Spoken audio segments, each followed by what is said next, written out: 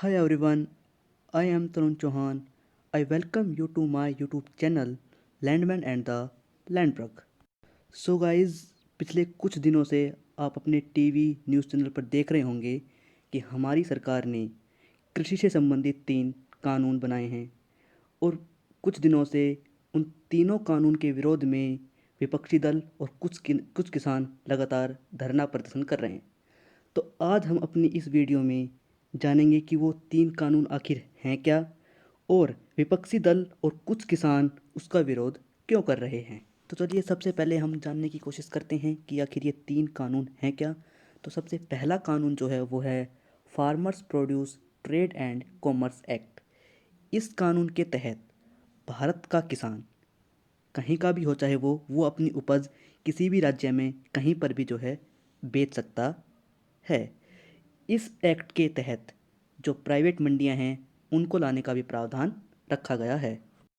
अब हम बात करते हैं दूसरे एक्ट के बारे में, जो है farmers empowerment and protection agreement on price assurance act. इस एक्ट को कॉन्ट्रैक्ट एक्ट भी बोला गया है, कॉन्ट्रैक्ट कानून भी बोला गया है। इसमें क्या होगा कि जो बड़ी बड़ी कंपनियां हैं वो किसान से कॉन्ट्रैक्ट साइन कराएंगी और फिर उसके तहत किसान जो है अपनी उपज सीधी जो बड़े बड़े जो उद्योगपति होते हैं, बड़ी बड़ी जो कंपनियां होती हैं, उनमें अपनी उपज को वो बेच पाएंगे। अब हम बात करते हैं तीसरे कानून के बारे में, जो है असेंशियल कमोडिटी एक्ट। सबसे पहले ये एक्ट 1955 यानी 1955 में लागू किया गया था।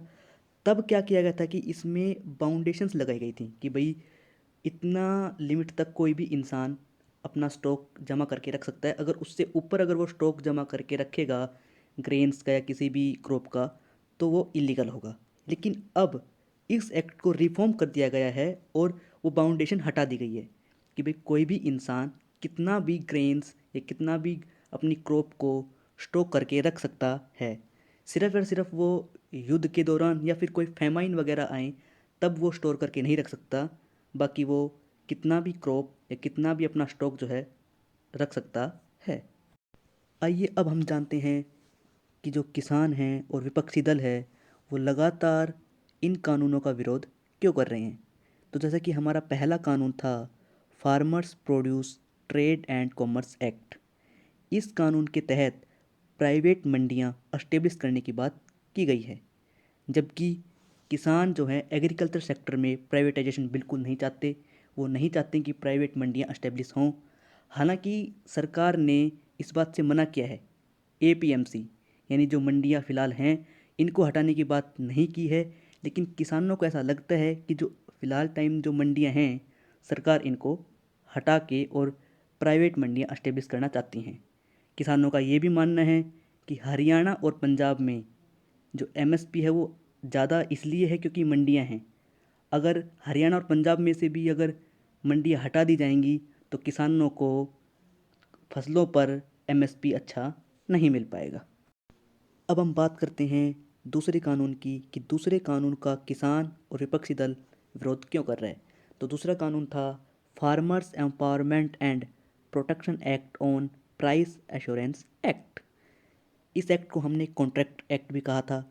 किसानों को ऐसा लगता है कि इस एक्ट के तहत किसानों से उनकी ज़मीन पर मालिकाना हक छीन लिया जाएगा। उनकी ज़मीन पर इस एक्ट से जो बड़ी बड़ी कंपनियां होती हैं उनका हक हो जाएगा किसानों की ज़मीन पर।